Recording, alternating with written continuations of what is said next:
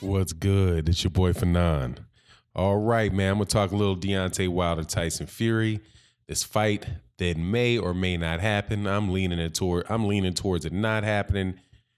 And what that means for Deontay Wilder, the heavyweight division, with this big offer that was made by ESPN.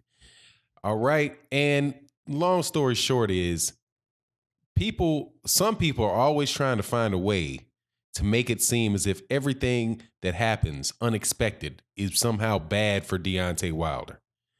And I can't see possibly how this deal with Tyson Fury and ESPN is bad for Deontay Wilder. And I will explain that. And actually, I agree with Frank Warren where he says it's good for Deontay Wilder. Now, before I do that, though, I want to welcome you back to the channel.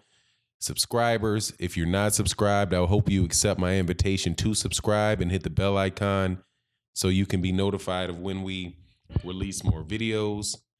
And also check out the live stream we do right after Trail Boxing Talk, usually somewhere between 10:15 and 10:45 a.m. Central Standard Time. Also, check out the Patreon page. We got something up there by Jesse Smollett. That's the latest controversy. Also, we're going to do something about Bernie Sanders and Kamala Harris and the presidential election. We're going to chop that politics up there. Also got some business advice for people coming up per the request of Sci-Fi African Scholar. And we'll be making that do. We'll make that do what it do. Now, I'm going to read something to you. Okay, and this is an article. It was out of Boxing Scene, and it's quoting Frank Warren, and I agree with what they're saying. Warren insists the Wilder Fury rematch remains likely, and the British fighter was animate. It is more makeable now than ever after signing his multi-year, multi-fight agreement with ESPN. Wilder and Joshua will have to decide if they want much bigger purses, which will now be on offer. And how could Tyson turn this down? As we all know, the priority for every fighter has to be making the most money possible while he can. Heyman is not a promoter. We'll see if Deontay is tied to that TV contract. If not, he may be free to negotiate with us. Because of our secrecy of our new deal, I have not been able to talk to Wilder promoter Shelley Finkel for 4 or 5 days, but he's a good friend, and we may still be able to get the rematch on ESPN, perhaps even in May.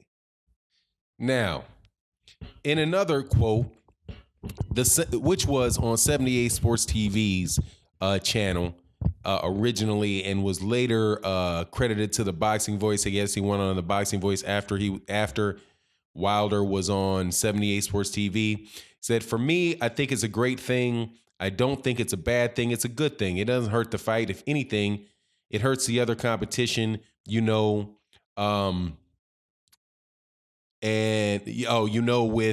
Joshua being on DAZN.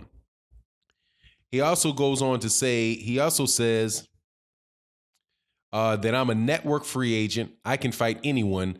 I just don't have to necessarily fight on the networks that I'm on. I can fight anywhere. That's what's so great about me. Fury signing with ESPN, BT Sport doesn't really affect me. If he wants to fight, then he's going to fight. If not, then we move on to the next. We have enough guys in the PBC stable that we can get fights for the next 2 years. It's a great thing. I can maneuver around and do whatever I want. The rematch is still on the table for him if he wants. If he wants it, he wants it. If not, then may God be with him. Right? So if you're a promotional free agent and you can fight on ESPN, how does Tyson Fury signing with ESPN hurt Deontay Wilder? It doesn't. It might hurt Showtime and mean that Showtime has to work with ESPN to get that fight done. Even with Bob Arum, even if Bob Arum is the promoter on it, that doesn't necessarily hurt Deontay Wilder as long as they make the fight. But this is what I would like to put forward to people that is this. There's now, it seems to me, to be a bidding war in boxing. And there's a big battle going on between two streaming services, or two networks primarily, ESPN and DAZN.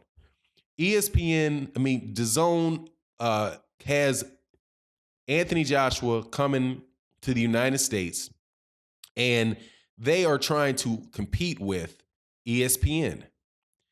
ESPN, if you recall correctly, if you can recall, once DAZN signed that deal with Matchroom, right? Because originally Top Rank signed with ESPN after HBO put them out.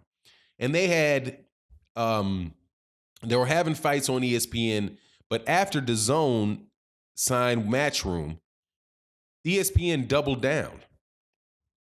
down on its contract with ESPN, and from my understanding, expanded the deal that they had with ESPN. DAZN and ESPN are rival pure sports networks, as in that's all they do. So this move by ESPN to sign another British heavyweight to a $100 million deal, right? If that's what it is. I'm not sure what it is. Obviously, there's rumors out there. Is it 80 million pounds? Is it 100 million pounds? Whatever it is, it seems pretty similar to what Sky Sports offered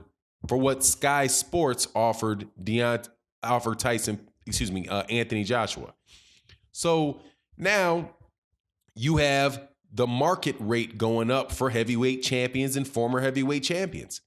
Just like the money's gone up for the welterweights. Deontay Wilder being a free agent and being one of the major champions and one of the quote unquote three big heavyweights could very well take an offer from ESPN. He could take an offer from DAZN if he wanted to. He could recruit them. And say, look, this is what you want. You sign them, sign me. Because isn't that the fight that they could lead up to having? Right? Who do you think that Tyson Fury is going to fight on ESPN? Tyson Fury still needs opponents. If Tyson Fury, without just Tyson Fury, is on ESPN, I do truly believe that you will see that he's not that well known in the United States. And the demographic of people interested in boxing are not necessarily going to be interested in him. Now, I might be wrong because Tyson Fury is a hell of a fighter. And Tyson Fury he's got a mouthpiece on him.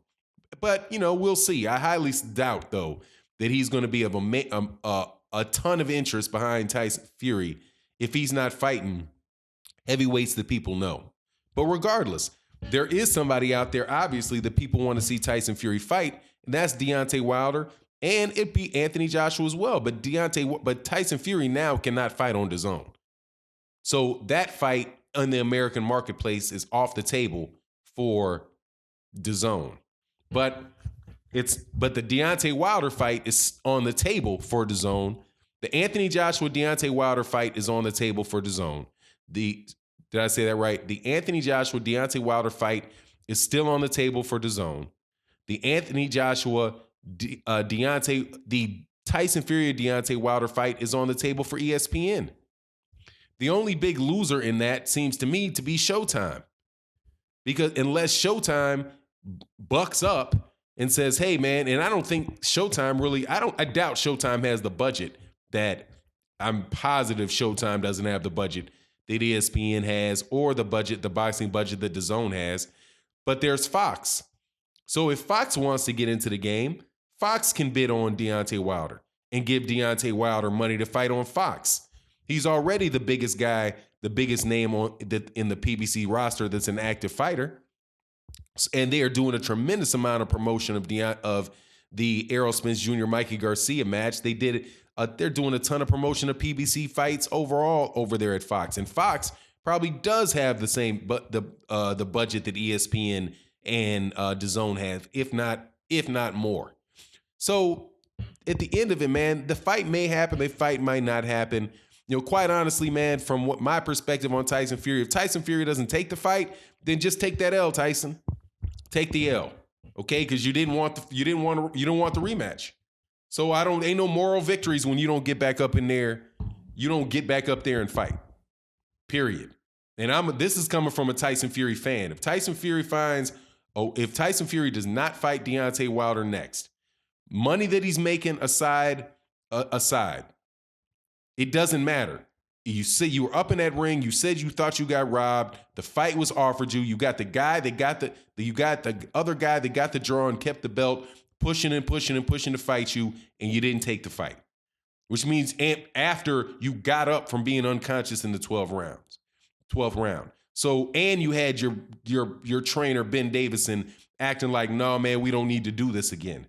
Right? You're taking your money, you taking your moral victory and running to ESPN with it. And I can't fault the cat for taking the money. And I don't think he's a bad guy. Like I said, I'm a Tyson Fury fan. I'm happy to see this cat in the situation that he's in, man. I doubt very much that he would have thought that he would be in this type of situation 2 years ago. You know, and Deontay Wilder played a big part in him being there. And I believe that good things happen to good people who grind, who work hard, and who are skilled. And Deontay Wilder is that guy. So one way or the other, Deontay Wilder's this is gonna work in the favor of Deontay Wilder. It can work. It's working in the favor of Anthony Joshua. It's working in the favor of Tyson Fury. All three of these guys are in a three-way deal where they both can all feed off one another, make a lot of money. But the bad thing about it is, for the fans, is going to be the difficulty in making these fights happen. So, anyway, that's my take. But I just had to say, man, I find it interesting how everything that happens that's unexpected is bad for Deontay Wilder.